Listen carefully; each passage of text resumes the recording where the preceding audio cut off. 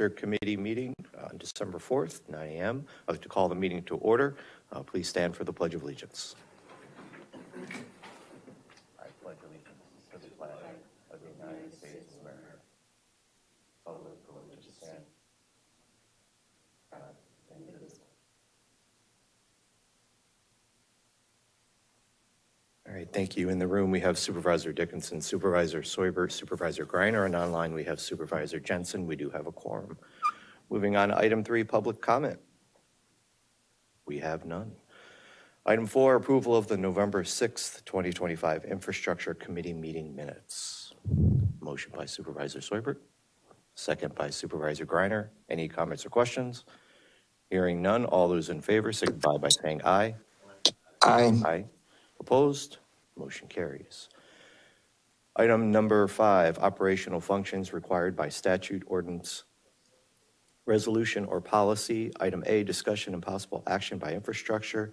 Item 1, 2026 Wisconsin Department of Transportation Routine Maintenance Agreement. All right, included in your packet was the 2026 Routine Maintenance Agreement, or the RMA, from the state of Wisconsin. As you guys know, we contract with the state to perform their routine maintenance on all the state highways. It includes our general patching, mowing, brush cutting, shoulder maintenance, and then the biggest one is probably the snow plowing. So Mike Kretschmer from DOT is here today just to kind of give a little briefing on the changes for what we have this year, and then the two of us can field any questions you might have about it. In the packet, I guess the biggest thing is the increase that we have this year. It's a first time in a few years that we've had a very substantial increase in it. So Mike will kind of hit on that and the history of it and how it goes through the whole state. Sure, good morning. Again, Mike Kretschmer from North Central Region. I generally operate out of the Wisconsin Rapids office, but I also cover the Rhinelander office as well. Half of my unit is the Rhinelander DOT, so I cover the 18 counties in central Wisconsin. So RMA budget, as far as the RMA actual language, as Kevin kind of indicated, there really wasn't much as far as language change. Nothing really changed in there from that standpoint, but from a budget standpoint, we operate on a biennial budget. For this year, in the RMA specifically, $11.6 million increase statewide for the RMA budget to the counties to do our maintenance work. That kind of trickles down, gets broken out to the regions. From a region standpoint, that equated to about just under 1.5 million, 1.465 million. And then kind of trickling that down even further, just under 270,000 for Marathon County. Again, that's all based on what's called an LOS model, level of service model, and that takes in a lot of factors, mostly as far as, lane miles, roadway miles, bridges, infrastructure, within that county. There's several other factors. I'm certainly not the expert as far as how that all gets broken down, but based on the LOS model, that's where Marathon County got the $269,500 for increase for this year's RMA. Anything else that you want me to touch on as far as RMA? There's a few other things that I can talk about just in general, budget-wise, if you want me to keep going with that. With the TMAs and DMA? Yeah. So other funding pots, the RMA, the routine maintenance allocation, just talked about. The other funding that generally comes, associated with maintenance is performance-based maintenance. For 2026, we got the same funding as we did last year for the PBMs. It's $2.178 million for this region. We'll pick specific projects, kind of again, based on the needs where we feel the most significant needs are. We'll target most of those PBM dollars go to crack sealing. Maybe sometimes we'll do some other stuff, but a lot of it goes to crack sealing, just additional funding that we have available for there. The other thing that we take advantage of is local force accounts. That's generally comes out of the improvement dollars. So not maintenance dollars, but we are able to use some improvement dollars to have counties do some of the work, especially for safety type work. If we have rutting, things that we feel that if the improvement program just isn't gonna get there soon enough, and we wanna make sure that we deal with those, might be bigger dollar allocation. Our region is really kind of ramping up. Over the last couple of years, we've been taking more advantage of the LFAs. We are looking at close to potentially up to $2 million in additional funding for, and I kind of explain that in a minute here too, because our programming unit, generally, we haven't been able to utilize as much of that LFA dollars or the improvement side. Overall, our budget in the North Central region is increasing significantly. On the improvement side, generally, we're about at the $65 to $75 million overall in our improvement program per year. That has increased to about 110 to almost 115. So significant dollars, almost $35, $45 million in our improvement over the next 6 years, each year. So it's kind of allowed us to put a little bit more money towards LFAs, but also should help our system health overall. We've been sitting on a little bit of a backlog. As a region, we've generally always had a bunch of projects on the shelf. If money becomes available, we try to pull in extra projects. This year, we've basically, because of that significant increase, we've moved 90 projects forward. And we've added another 25 projects to our program from 26 to 31. And we continue to add. So there's pretty significant increase in the transportation side and transportation dollars overall. So in addition to the RMA, which is that maintenance, some examples of things that we did for the state this year. We did several crack filling projects.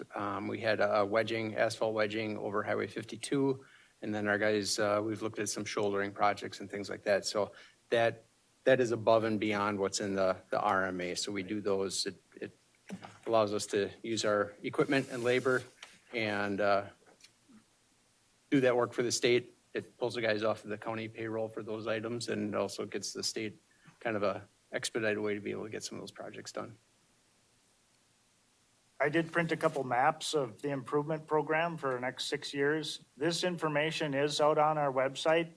It's updated weekly. If program dollars or time schedules change, that will be reflected on our GIS website all the time. So that's public information. You can see this map. And there's, like I said, there's quite a few projects coming. So. Thank you for the information. Questions? Supervisor Greiner. I had a question. It's kind of personal to this, but sort of related. But the additional funding for the RMA, is all that coming out of the state, or is any additional federal backing coming for that as well, or is it mainly just the state? On the maintenance side, there's most of the state. The improvement side is definitely The improvement, yeah. Federal dollars. Okay, thank you. Supervisor Soibert. Kevin, how does that affect your payroll when it comes to the workers that end up working for those? Is there a number that how much you save when they're working for them off of payroll, off of your payroll? We budget, we have a percentage of our employees that are full-time, considered full-time state employees. And then we have 2 of them that are half and half. So we kind of average those. During those construction times, we'll actually have county guys that are working on those state projects, but then there's times where we have state guys working on county projects. So it's kind of an average throughout the year. So the increases here, I don't think it'll change a whole lot of volume of work, but it'll make us a little bit more whole on wage increases, equipment, hourly costs that have gone up quite a bit over the years. So Okay, this kind of helps catch us back up. We do about the same amount of work though. Other comments or questions? Okay. Hearing none, I'd be looking for a motion to approve the RMA. Motion by Supervisor Soibert, second by Supervisor Griner. Any further discussion? Hearing none, all those in favor signify by saying aye. Aye. Aye. Opposed? Motion carries. It's unanimous. Thank you both. Thank you. Moving on, item B, there are no discussion and possible action items in that one. We'll move on to item 6, educational presentations and committee discussion. Item A, Highway Commissioner update. Okay. I did not include a written update for this one just because we're kind of wrapping up on projects and really just moving into winter maintenance activity. So basically our shop guys are working to repair everything that goes down when we send the whole fleet out for storms. And they're also still putting new brine systems on a bunch of our trucks. Our road guys are out there either pre-treating roads before storms, treating them during, or cleaning them up afterwards. And then when things dry up, we do a lot of brushing this time of year and patching potholes that we discover during snow operations. So it's kind of routine for this time of year. Any questions or comments? Nope. All right. Thank you for that then. Moving on to item B, CCIT Director update.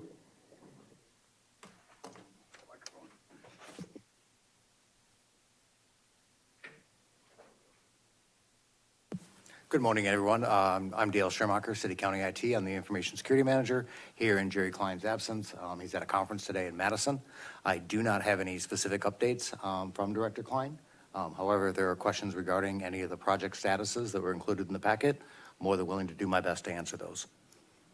Thank you. Questions or comments? Perhaps not a question on the contents of the packet, but one question regarding the fiber connectivity to the Thomas Street location. I believe in prior meetings, it was mentioned that we're not able to, sell that building until, we remove the fiber there and when the credit union pulls out of that building for all their operations. And that would occur sometime, I think it would be in the summer. Just curious if we could get an update, not today, but in the future, on what services currently are provided and if we have a way of eliminating that fiber connection to the building using connectivity and some other means to provide the service that's needed. So that way, we could sell other properties that are needed to maintain that fiber connection. Thank you.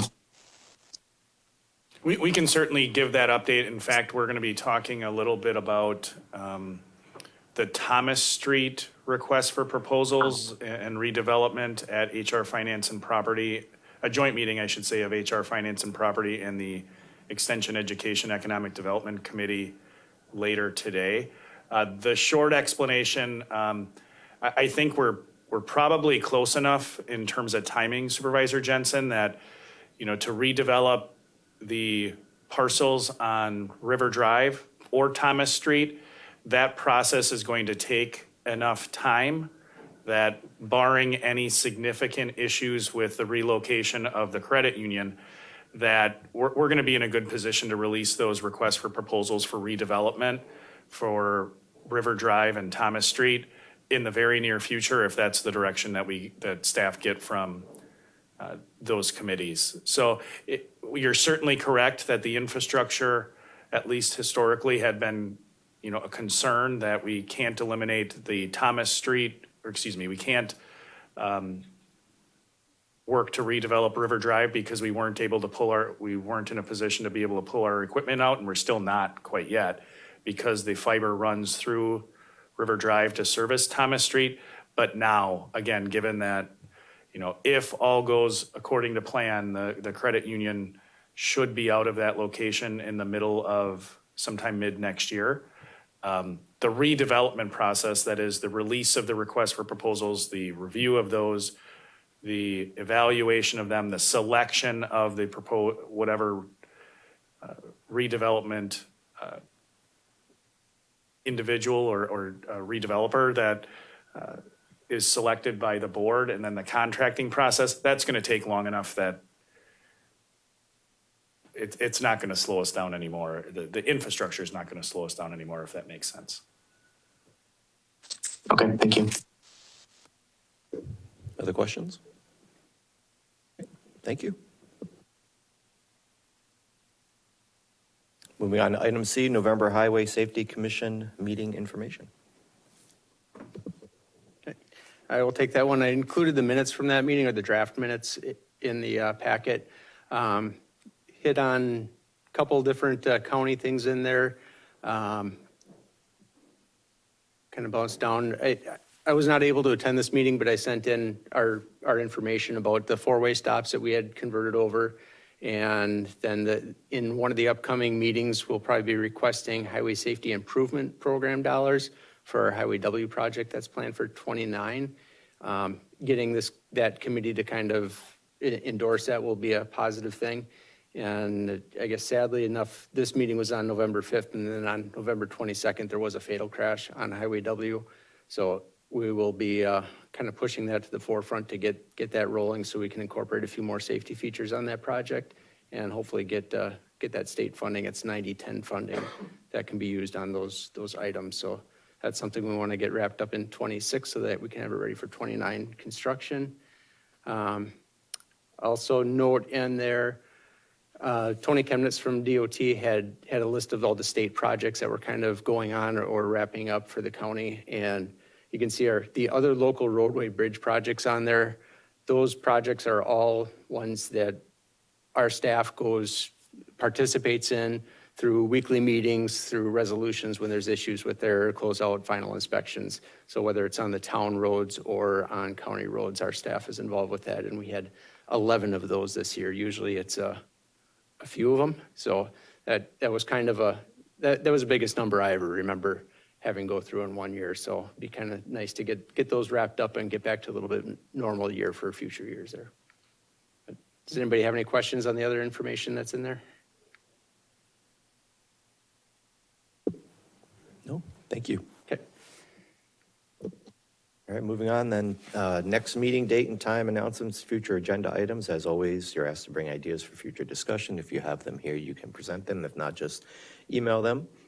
Otherwise, our next meeting is Thursday, January 8th, 2026 at 9 a.m., as opposed to January 1st, because, it's January 1st. So, all right. Anything else? Otherwise, go ahead, Supervisor Sorber. Kevin, do we have that number from the state yet on our money per mile of road that Marathon County has? It wasn't in the last meeting we had, the state had finalized it yet? Are you talking with the money that we take to maintain them or? All that we get from the state. Oh, for the GTA. Yeah. Yes, we did have that at the last one. I don't have that in front of me though. Is that up? Do you know off the top of your head, or is that? Yeah, that one was up, I think 200,000. Does that sound right? Is it right around 194,000. It's 194,659 is I don't know why that's in my head. By any chance, know are the townships, was their amount up also, or? I could speculate, yes, but I can't speak to that. I haven't looked at. Thank you. All right, thank you. I'll be looking then, or item 8, motion to adjourn. Supervisor Sorbert, second by Supervisor Greiner. Any further discussion? Hearing none, all those in favor signify by saying aye. Aye. Aye.